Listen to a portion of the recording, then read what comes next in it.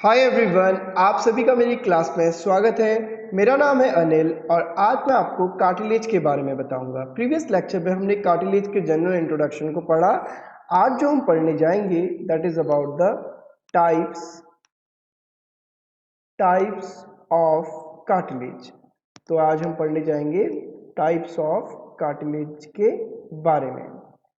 तो types of cartilage में जो पहली आपको कार्टिलेज पढ़ने को मिलेगी दैट इज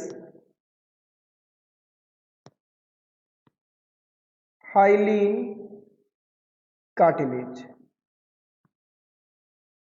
ठीक है, ये टाइप्स ऑफ कार्टिलेज में बहुत ही इंपॉर्टेंट कार्टिलेज होती है। इसको हम बोलते हैं आपका हाइलीन कार्टिलेज। ये जो हाइलीन कार्टिलेज होती है it is maximum in human body. मैं लिख रहा हूं इस पॉइंट को। It is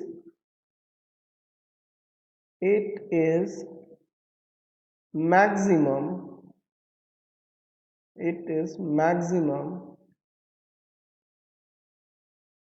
in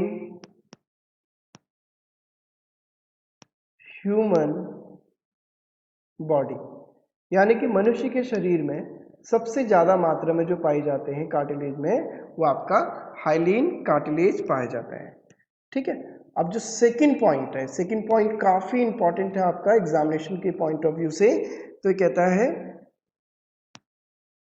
most of the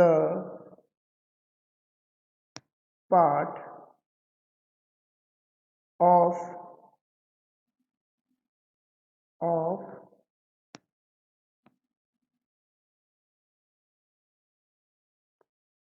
embryonic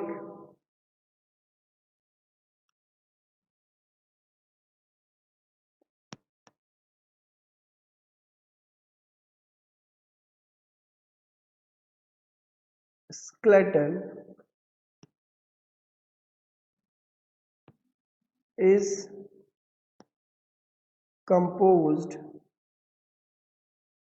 by hyaline cartilage. ठीक है, तो जो मोस्ट ऑफ द पार्ट होता है एम्ब्रियोनिक स्केलेटन में, राइट, एम्ब्रियोनिक स्केलेटन में जो मोस्ट ऑफ द पार्ट जो बना होगा वो आपका किससे बना होगा? आपका दैट इज हाइलीन कार्टिलेज से। ठीक, चलिए अब देखिए जो इसकी मैट्रिक्स है, जो ये मैट्रिक्स बहुत इंपॉर्टेंट है। थर्ड पॉइंट इज लिखेंगे matrix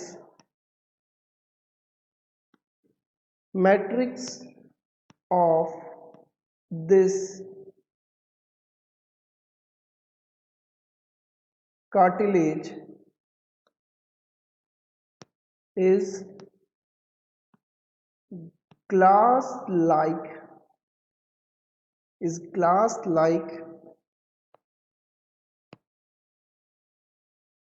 clear or highly matrix।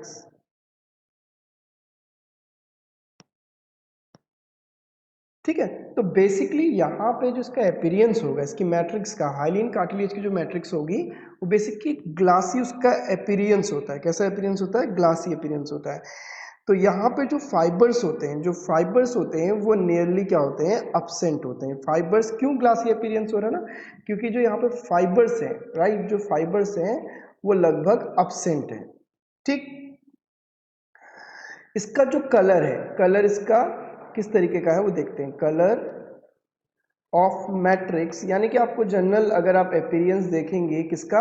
Hyaline cartilage का, तो वो कैसा नजर आएगा वो ध्यान दीजिए। दैट इज ब्लूइश, आपको नीले रंग का दिखेगा।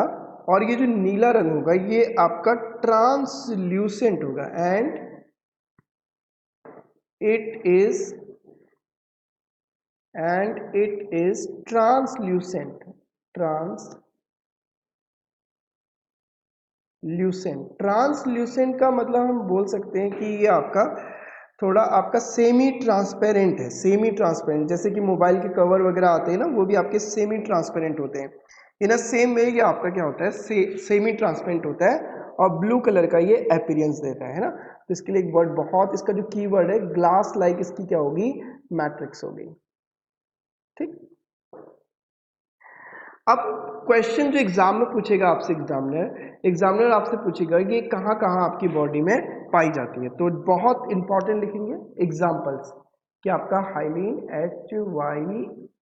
HYALINE, hyaline cartilage.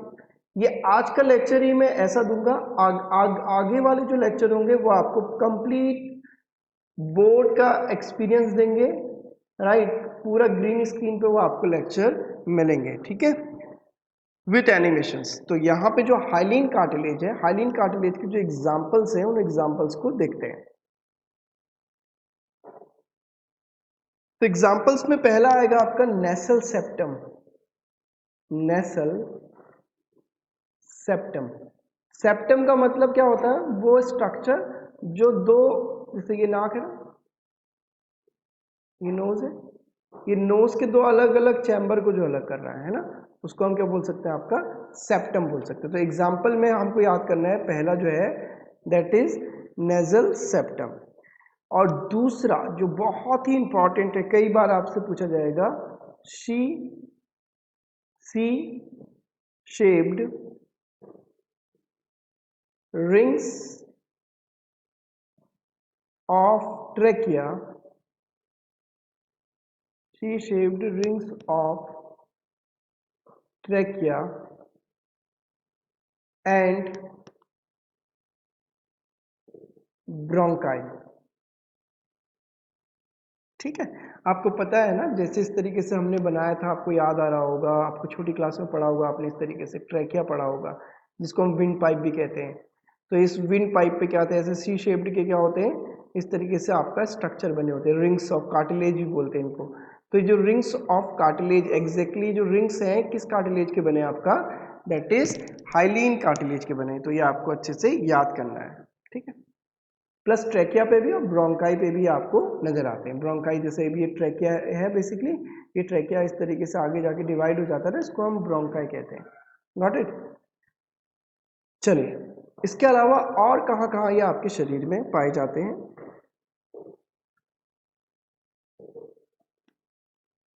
आपका स्टर्नल पार्ट ऑफ रिब्स, यानी कि जो स्टर्नल पार्ट होता है ना आपका रिब्स का, वहां पे ये मौजूद होते हैं, और इनको हम एक और नाम से भी जानते हैं, कोस्टल कार्टिलेज। कोस्टल, कोस्टल मतलब जहाँ हवा वाला जो पार्ट है ना, कोस्टल कार्टिलेज। अभी आपको स्टर्नम वाला पार्ट समझ में नहीं आया होगा। देखो, ये जो हमारी जो ह्यूमन की बॉडी है, लेट्स से ये ह्यूमन की बॉडी है, जो ह्यूमन की बॉडी होती है इसकी फ्रंटल साइड पे आपको इस तरीके से एक फ्लैट बोन दिखती है, और इस बोन को हम बोलते हैं स्टर्नम। क्या बोलते हैं, स्टर्नम, STERNUM, स्टर्नम बोलते हैं। तो जो रिब्स आपके अटैच होती है ना यहाँ पे, इस तरीके से आगे, रिब्स जानते हो गए आप, रिब केज वगैरह, ये रिब्स जब ये स्टर्नम से अटैच होती हैं, तो वो किसकी मदद से यहाँ पर अटैच होती हैं, with the help of, let me select the colour, with the help of, ये देखिए, with the help of cartilage. और ये जो कार्टिलेज है ब्लूइश अपीयरेंस है, तो ये कौन सी कार्टिलेज होगी, आपका हाइलीन कार्टिलेज। क्योंकि ये हवा भी यहाँ पर है ना, हवा से रिलेटेड है, ये एयर टाइट चैम्बर होता है, तो इसलिए यहाँ पे इनको हम दूसरा नाम से क्या बोल सकते हैं, दैट इज कोस्टल कार्टिलेज भी बोल सकते हैं, ठीक है। इसके अलावा और क्या विकल्प हैं, देखते हैं। फोर्थ, लैरिंग्स में, लैरिंग्स में ये पाए जाते हैं, ठीक है। और फिफ्थ एक बहुत इंपॉर्टेंट है, ये आपका पाए जाते हैं आर्टिक्यूलर कार्टिलेज, आर्टिकुलर कार्टिलेज। ये आर्टिकुलर कार्टिलेज क्या होती है, देखो आर्टिकुलर कार्टिलेज क्या होती है, जैसे कि मुझे कलर एक बार सिलेक्ट कर लो, मैं बता रहा था आपको आर्टिकुलर कार्टिलेज। जैसे ये आपके कोई लॉन्ग बोन हो गई,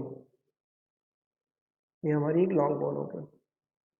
ठीक नीचे इसकी भी एक क्या हो जाएगी, किस तरीके से लॉन्ग बोन होगी। तो जहां पे ये दो लॉन्ग बोन्स का जॉइंट होता है, ठीक है, तो इनके हेड पे आपको, इन बोन्स के हेड पे आपको कार्टिलेज मिलेगी। क्या मिलेगी? कार्टिलेज। इस तरीके से यहाँ पे क्या मिलेगी आपको? कार्टिलेज मिलेगी। और इस कार्टिलेज को हम बोलते हैं आर्टिकुलर कार्टिलेज। आर्टिकुलर का मतलब होता है जोड़ संबंधी, जोड़। तो दो लंबी हड्डियों के जोड़ के वहां पे आपको कौन सा कार्टिलेज मिलेगा? Articular cartilage. Basically articular cartilage है क्या आपका? एक हाइलिन कार्टिलेज भी है, ठीक है। At the junction of two bones on articular surface at the end of long bone, right, वहां पर क्या नजर होंगी? हमारी हाइलिन कार्टिलेज होती है। और इन हाइलिन कार्टिलेज को, जो लॉन्ग बोन पे आपका हाइलिन कार्टिलेज बोलते हैं, इनको हम बोलते हैं आपका आर्टिकुलर कार्टिलेज के नाम से जानते हैं। तो फर्स्ट वाला कार्टिलेज हमारा क्लियर हो गया। इनके एनिमेशंस में आपको अपकमिंग लेक्चर्स में, जब मैं बिल्कुल वर्चुअल क्लास लूंगा ग्रीन स्क्रीन के माध्यम से, तब मैं आपको अच्छे से इनके एनिमेशंस भी एड ऑन करके दिखाऊंगा। ठीक, अब हम जो सेकंड टाइप पढ़ेंगे, that is, first hyaline cartilage बहुत इंपॉर्टेंट था, ठीक है। Second is fibrous cartilage. Second is fibrous cartilage. तो फाइब्रस कार्टिलेज में जो इसके अंदर भी हम सब डिवीजन कर सकते हैं। पहला जो आएगा आपका, that is called as elastic, elastic cartilage. क्या बोलते हैं इसको हम? Elastic cartilage.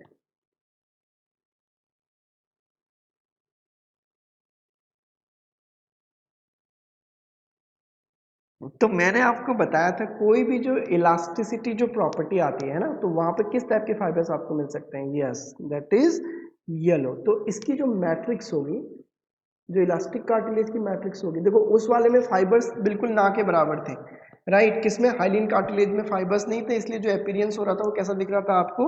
ग्लासी अपीयरेंस दिख रहा था। लेकिन उससे आप इसे कंपेयर करेंगे, हाइलिन कार्टिलेज से फाइब्रस कार्टिलेज को करेंगे। बेसिकली फाइब्रस में भी हम किसकी बात कर रहे हैं? आपका इलास्टिक कार्टिलेज। तो यहाँ पे जो मैट्रिक्स होगी, यहाँ पे जो मैट्रिक्स में क्या पाए जाएंगे? Yellow fibres. और मैंने आपको बोला था ना, येलो फाइबर्स जहां पाए जाते हैं वो कैसा होगा? आपका इलास्टिक प्रॉपर्टी उसके अंदर होगी। तो ये येलो फाइबर्स होते हैं। अगर इलास्टिक प्रॉपर्टी इसके अंदर होगी तो फ्लेक्सिबिलिटी होगी, नहीं होगी? यस। तो इसमें लिखेंगे हम मैट्रिक्स जो उसकी होगी, हाईली हाईली फ्लेक्सिबल। यहाँ पर जो उसकी मैट्रिक्स होने जा रही है कैसी है? बहुत ही फ्लेक्सिबल है, ठीक है। और इस मैट्रिक्स का जो बेसिक इसका कलर जो होगा, आपको जो रंग दिखेगा वो कैसा दिखेगा? पेल येलो, हल्के पीले रंग का इसका आपको क्या दिखेगा? कलर दिखेगा। तो इतना आप एक बार नोट कर लीजिए, फिर हम इसके उदाहरण बताते हैं ये कहाँ कहाँ पे पाया जाता है। मेरे साथ साथ आप सब चीज लिखेंगे जो जो मैं यहाँ पे लिख रहा हूं।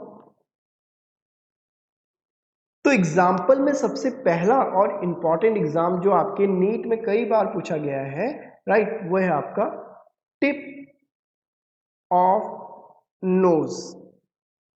Tip of nose. देखिए दो चीजें, जो सेप्टम है, राइट, नोज सेप्टम, राइट, ठीक, जो आपका नेसल सेप्टम है वो वहां पे हाइलिन कार्टिलेज पाई जाती है। लेकिन tip of the nose, tip of the nose का मतलब क्या हो गया? ये देखिए, ये हमने एक नाक बनाई इस तरीके से, ये नॉस्ट्रल्स हो गए, इसके नीचे हम माउथ बना सकते हैं। ये जो नॉस्ट्रल की ये जो पर्टिकुलर, मैं इसको एक बार चल कलर बढ़िया से चेंज करता हूँ। ये यहाँ पे देखो, ये हल्के से येलो कलर का जो स्ट्रक्चर है, तो ये यहाँ पे इस particular tip of the nose पे आपको कौन सा मिलेगा? That is yellow fibrous matrix से बना हुआ कार्टिलेज, जिसको आप क्या कह रहे हैं? Elastic cartilage. इलास्टिक कार्टिलेज बोलते हैं इसको, ठीक है, नोट कर लीजिए। चलिए दूसरा विकल्प देखते हैं, दूसरा एग्जाम्पल। आप अपने का एक एक्सरसाइज करो। मैंने जब आपको जूम सेशन में लाइव सेशन में पढ़ाया था तो मैंने कहा था अपने कान को ऐसे फोल्ड करो। कान से मेरा मतलब है पिन्ना या एक्सटर्नल ईयर जो मैमल्स में पाए जाते हैं उनको फोल्ड करो। क्या आपने फोल्ड किया? Very good. अब इनको रिलीज कर दो, मतलब ऐसे हमने फोल्ड किया, फोल्ड करने के बाद इनको छोड़ दो, हाथ को वहां से हटा दो। क्या ये अपनी पुनर्वस्था में आ गए? जी हाँ, आ गए। राइट। तो ऐसे स्ट्रक्चर को हम क्या कह सकते हैं आपका, दैट इज, इसमें इलास्टिक प्रॉपर्टी है। मैंने आपको बोला ना, जो किसी चीज को हम पुल करते हैं वो दोबारा से जो पहला वाला फॉर्म होता है उसको गेन कर लेते हैं, तो वो इलास्टिक प्रॉपर्टी को शो करता है। तो यहाँ पे जो दूसरा एग्जाम्पल हम लिखेंगे वो लिखेंगे एयर पिना। मैं जितना आपको पढ़ा रहा हूं, राइट, आपको हमेशा ये एग्जाम में रटने की जरूरत नहीं पड़ेगी, क्योंकि हम क्या कर रहे हैं, आपका एक्सपेरिमेंट भी कर रहे हैं साथ साथ, है ना। एपिग्लॉटिस, क्या आपने एपिग्लॉटिस के बारे में सुना है कभी? अगर सुना है तो कमेंट बॉक्स में जरूर बताना कि एपिग्लॉटिस क्यों इंपॉर्टेंट है। इसको लेके कई बार क्वेश्चन पूछे जाते हैं। तो आपका थर्ड वन एपिग्लॉटिस हो गया। ठीक है, तो इतना आपका काफी रहेगा। चलिए,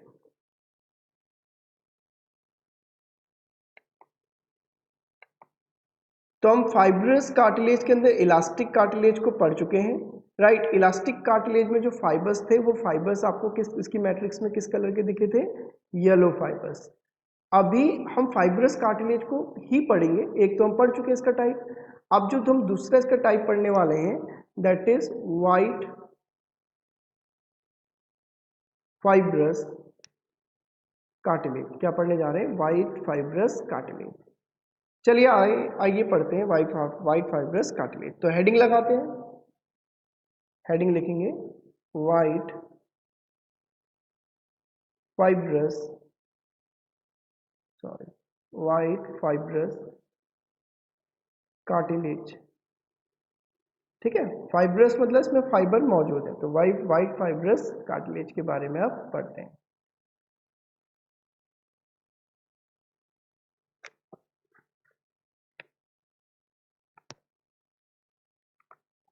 तो लिखते हैं सबसे पहले,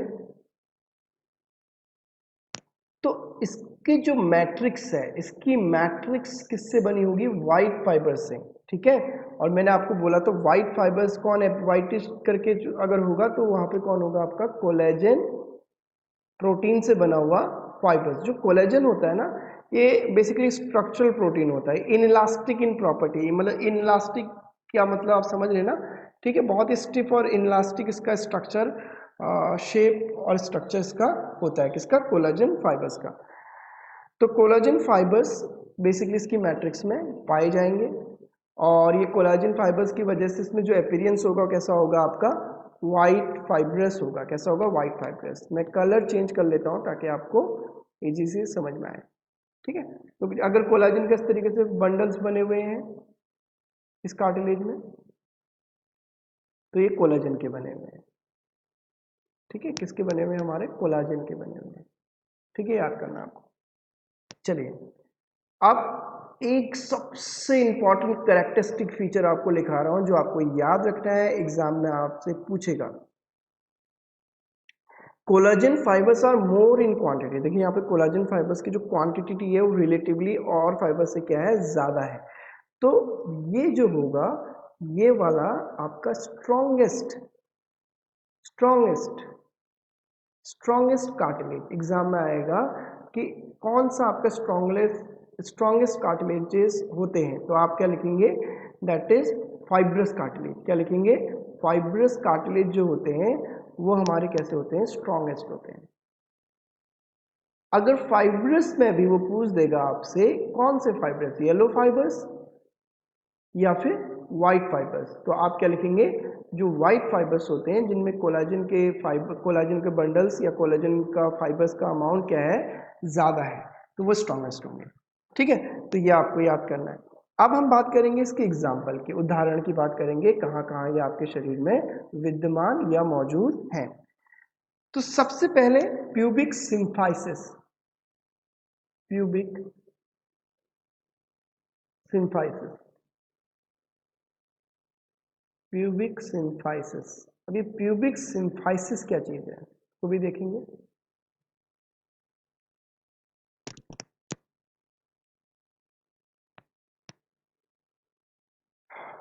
इधर पे देखते हैं हम आपका प्यूबिक, इस तरीके से आपका कॉक्सल बोन बनाते हैं। ये हमने क्या बनाई, कॉक्सल। कॉक्सल बोन मतलब आपको समझा देता हूँ, हम 11th में अभी, ये एक हम ह्यूमन बॉडी बना रहे हैं। ठीक है, आज समझ लीजिए ह्यूमन बॉडी के कौन कौन से पार्ट है अच्छे से, आगे बहुत जरूरत पड़ने वाली है। देखो ह्यूमन की बॉडी में ये जो पार्ट है यहाँ से यहाँ तक, that is called as a head. इसे हम हेड कहते हैं। बीच में थोड़ा सा एक शॉर्ट होगा, उसको हम क्या बोलेंगे, आपका नेक बोलेंगे। अब यहाँ से जहाँ तक ये डायफ्राम रहता है, ठीक है, यहाँ तक, यहाँ से यहाँ तक का जो पार्ट कहलाता है आपका, दैट इज थॉरेक्स। क्या बोलेंगे इसको, थॉरेक्स। और यहाँ से यहाँ तक का पार्ट क्या कहलाता है आपका, एब्डोमेन। और ये वाला जो पार्ट है ना बच्चों, ये वाला जो पार्ट है जहाँ पे बेसिकली जेनाइटल पार्ट रहता है, ये वाला जो रीजन होता है इसको हम पेल्विक रीजन बोलते हैं। क्या बोलते हैं, पेल्विक।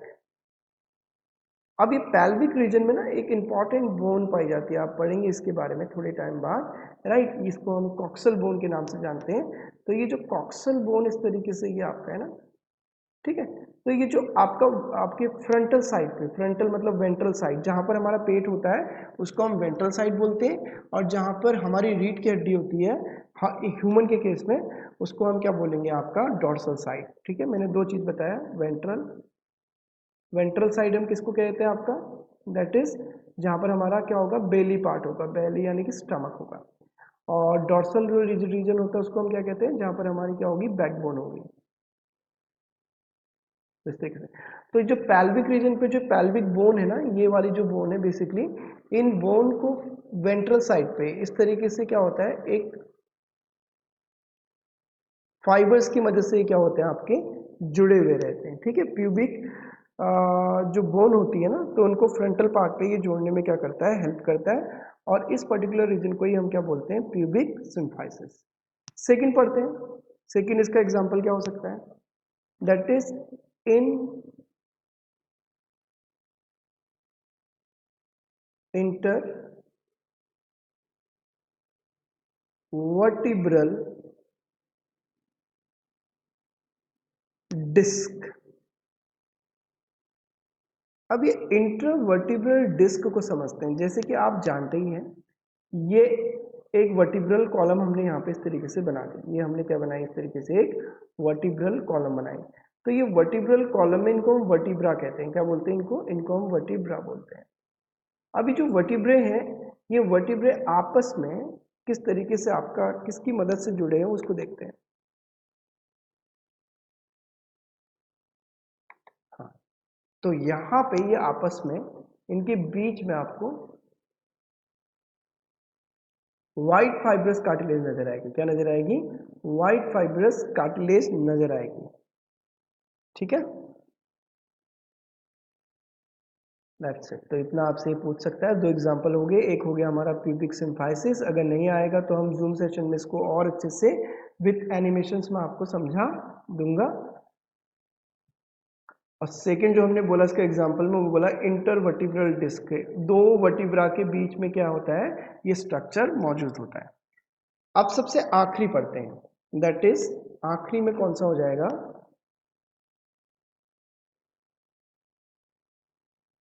Calcified cartilage.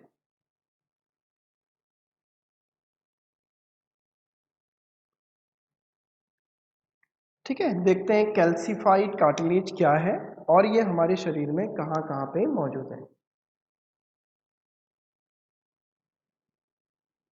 चलिए एक बार इंक चेंज करते हैं, थोड़ा अच्छी वाली इंक यूज करते हैं।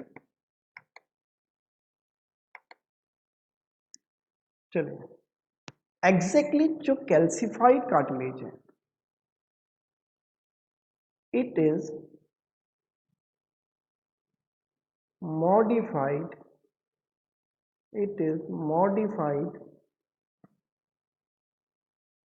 Hyaline, sorry, hyaline cartilage. ये क्या है हमारा एक मॉडिफाइड हाइलीन कार्टिलेज है।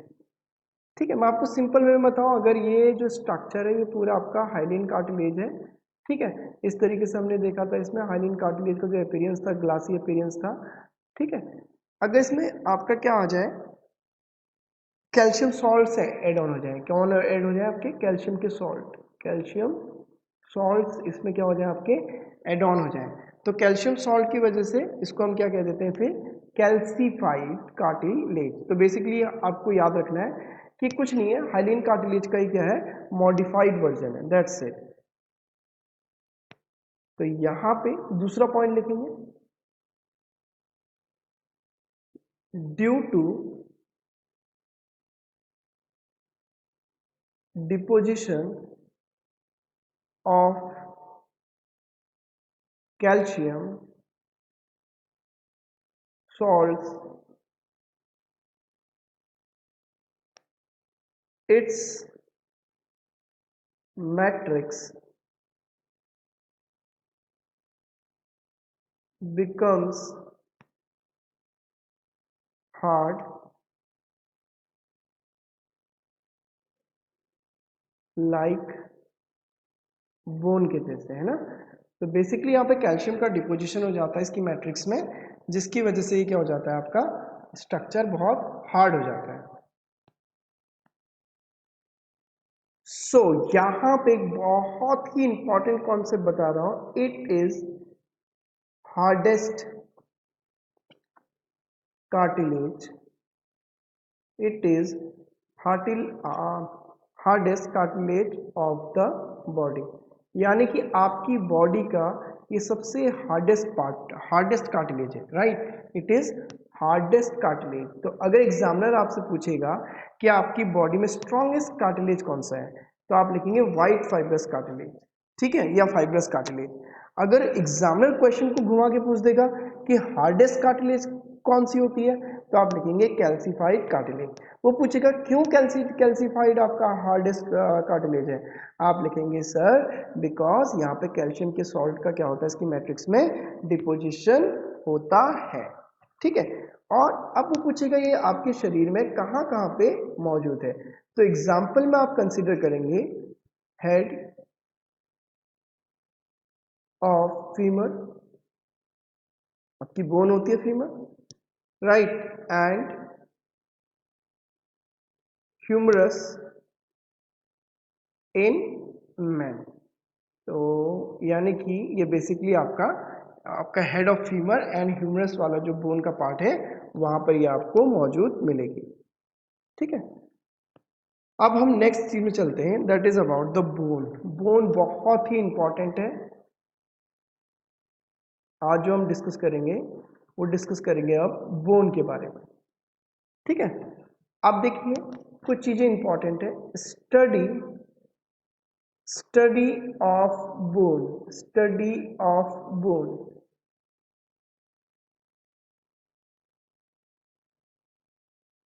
is called as ऑस्टियोलॉजी, इसको हम क्या कहते हैं, osteology.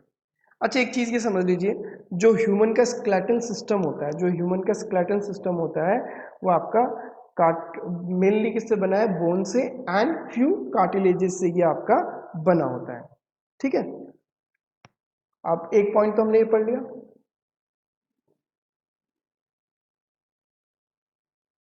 Second thing is that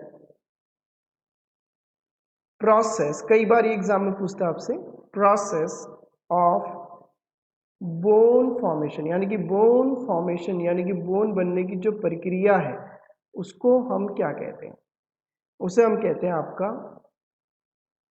ossification. क्या बोलते हैं आपका, ossification. The process of formation of bone is known as ossification. ठीक, फिर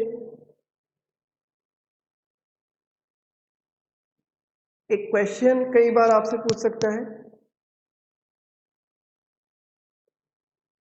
कि हार्डेस्ट सब्सटेंस करके पूछ सकता है आपसे, हार्डेस्ट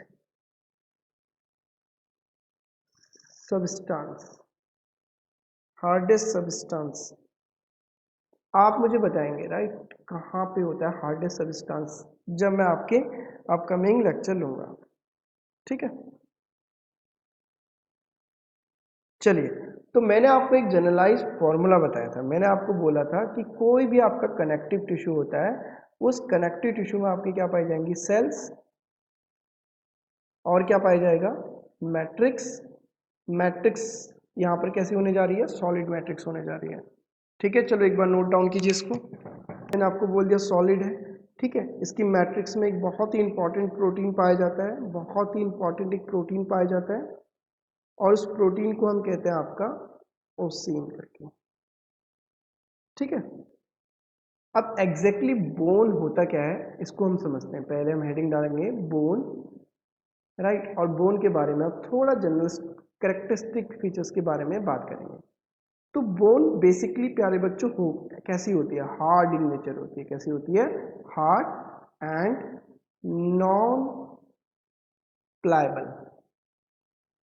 प्लायबल मैंने बोला ना कि ये मुड़ नहीं सकती, जैसे आपका एयर पिन्ना है वो तो मुड़ जा रहा था, राइट, लेकिन ये नॉन प्लायबल यानी कि बहुत हार्ड है और ये मुड़ता नहीं है। क्या हम अपनी बोन को मोड़ सकते हैं, ऐसे नहीं मोड़ सकते, राइट, ठीक। आप देखिए यहाँ पे इसका जो मेन मेन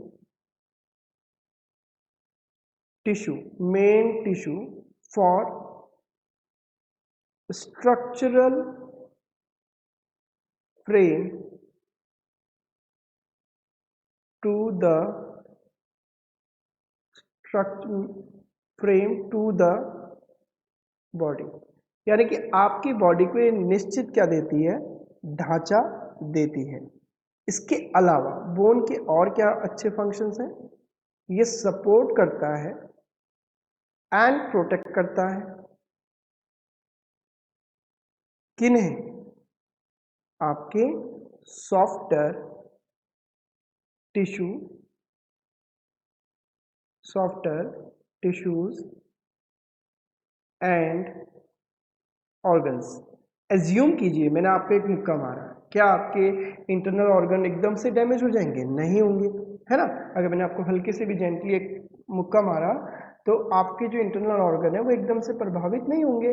आपको किसने किसने बचाया, यस, आपके जो इंटरनल ऑर्गन्स हैं उनको आपका स्केलेटल सिस्टम ने बचाया। तो बोन आपके इंटरनल ऑर्गन्स को प्रोटेक्ट करने में भी क्या करती है, हेल्प करती है, ठीक है। फिर इसके बारे में इन डेप्थ हम अपकमिंग लेक्चर में आपका पढ़ेंगे, ठीक है। इसके बारे में हम अपकमिंग लेक्चर्स में आपका इसको कंटिन्यू करेंगे। Thank you very much for watching this lecture, right. इस लेक्चर को देखने के लिए थैंक यू सो मच। मैं इसमें बहुत अच्छे से एनिमेशंस को एड ऑन करूंगा अपने अपकमिंग लेक्चर्स में। Thank you very much.